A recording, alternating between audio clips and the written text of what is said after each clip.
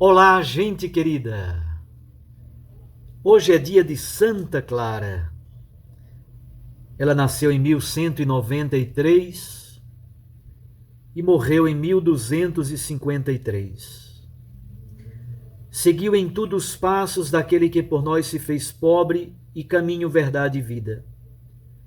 Fiel discípulo de São Francisco de Assis, fundou com ele a segunda ordem, a Ordem das Clarissas. Exerceu a sua missão de guia e mãe, esmerando-se em dirigir as outras, mais por virtude e santidade de vida do que por ofício, a fim de que as irmãs obedecessem mais por amor do que por temor. Teve uma grande devoção para com a Santa Eucaristia e ela enfrentou os inimigos, as incursões dos sarracenos, com o poder da Eucaristia em suas mãos. Morreu na igrejinha de São Damião, no convento de São Damião, no dia 11 de agosto, e foi canonizada pelo Papa Alexandre IV, 2 anos depois de sua morte. O texto do Evangelho de hoje é de Mateus 18, de 15 a 20. Certamente vocês recordam, Mateus 18 é o chamado discurso eclesiológico. Eclesia, em grego, significa igreja. É o discurso sobre a comunidade eclesial. É o discurso sobre a igreja no Evangelho de Mateus.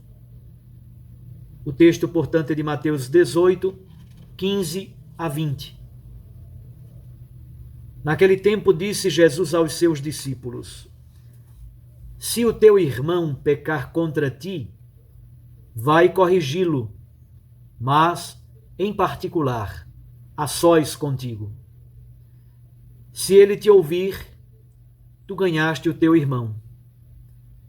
Se ele não te ouvir, toma contigo mais uma ou duas testemunhas, para que toda a questão seja decidida sob a palavra de 2 ou 3 testemunhas. Se ele não vos der ouvido, dize-o à igreja. Se nem mesmo a igreja ele ouvir, seja tratado como se fosse um pagão ou um pecador público. Em verdade vos digo, tudo o que ligardes na terra será ligado no céu, e tudo o que desligardes na terra será desligado no céu. De novo, eu vos digo, se 2 de vós estiverem de acordo na terra sobre qualquer coisa que quiserem pedir, isto vos será concedido por meu Pai que está nos céus. Pois onde 2 ou 3 estiverem reunidos em meu nome, eu estou ali no meio deles. Palavra da salvação. Glória a vós, Senhor. Minhas irmãs e meus irmãos, como vocês perceberam, são 3 bloquinhos, 3 pedacinhos muito claros no texto do Evangelho de hoje. O primeiro é sobre a correção fraterna no seio da comunidade eclesial. O segundo bloco é sobre normas disciplinares, o poder de ligar e desligar. E o terceiro bloco é sobre a oração em comum. Primeiro, a correção fraterna no seio da comunidade eclesial. O grande objetivo de Jesus é não perder nenhum dos irmãos. Ele não quer que nenhum se perca. Para isso, Jesus cria um método de correção fraterna no seio da comunidade eclesial. E esse método consta de 4 momentos. Primeiro, uma conversa com a pessoa em particular. Se o teu irmão pecou contra ti, procura o teu irmão e conversa em particular com este irmão. É o primeiro passo. conversa em particular. Segundo, se ele não te ouvir, chama 2 pessoas que sirvam de testemunhas. Então agora a conversa será você, o seu irmão e mais 2 testemunhas. Pode ser que na presença de 2 testemunhas, o seu irmão que pecou contra você se arrependa, peça desculpas, peça perdão, bata a poeira e a história recomece. Mas muitas vezes o coração está duro, empedernido, petrificado, e a pessoa não dá o passo para pedir perdão. Terceiro, se o teu irmão não te der ouvido, agora sim, dize-o à igreja, isto é, entrega às autoridades competentes. Quarto, se nem mesmo às autoridades competentes aquele irmão der ouvido, trata como se fosse um pagão ou um pecador público. Isto é, esta pessoa é desligada da comunidade. A palavra excomunhão significa estar fora da comunhão comunitária. Muitas pessoas se colocam fora da comunhão exatamente porque, de coração petrificado, não são capazes de dar o passo na busca do perdão e da reconciliação. E agora está uma moda danada, gente, por exemplo, também falando mal do Papa, criticando o Papa, contrário ao Papa, dizendo que não aceita o Papa Francisco como Papa, que o Papa desta pessoa é o Papa Bento. Está fora da comunhão, meu irmão. Completamente fora da comunhão.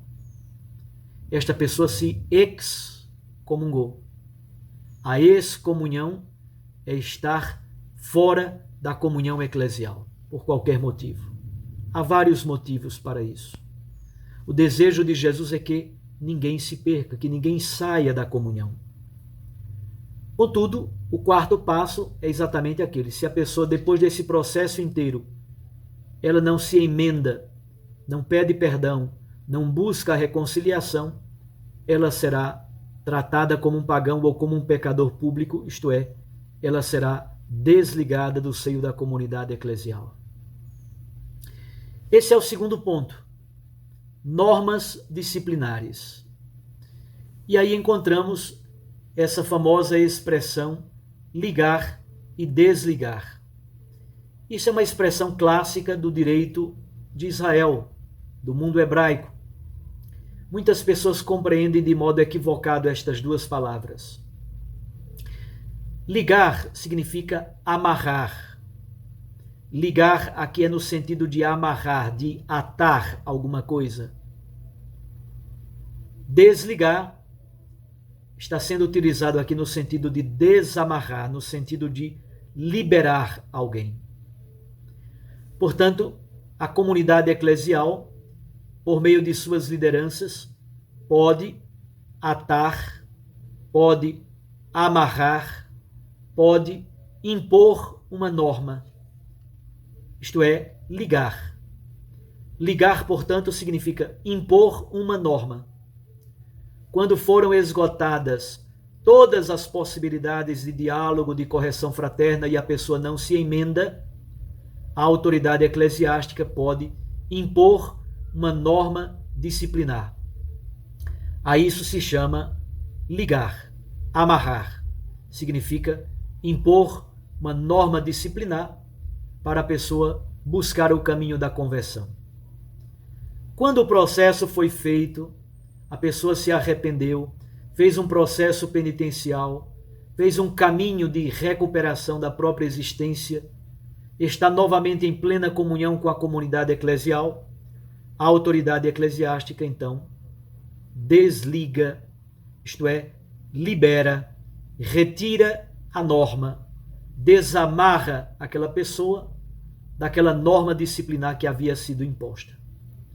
É assim que se compreende Tem outros significados, mas esse é o significado básico e fundamental. Então, ligar e desligar provém do ambiente do direito judaico, é um termo técnico do universo hebreu. Mateus, como escreve para cristãos provindos do judaísmo, ele então utiliza estas expressões. E finalmente o texto bíblico de hoje do Evangelho se conclui com a oração em comum. Quando 2 ou 3 pessoas se unem, estão reunidas em nome do Senhor, não são necessárias mais 10 pessoas, como era no judaísmo. Para haver uma reunião sinagogal, eram necessárias 10 pessoas. Jesus diz: quando 2 ou 3 estiverem reunidas em meu nome, em comunhão, eu estou ali, no meio deles. A oração comum, reunidos em nome do Senhor, sobretudo quando nos reunimos para celebrar a Eucaristia, temos a certeza plena de que Jesus ressuscitado está no meio de nós. Um abraço a você, fique com Deus e sua Mãe Maria Santíssima. Esperamos que nossas comunidades eclesiais sejam comunidades do perdão, da reconciliação e da oração. Até amanhã, se Deus nos permitir. Eu os abençoo em nome do Pai, e do Filho, e do Espírito Santo. Amém.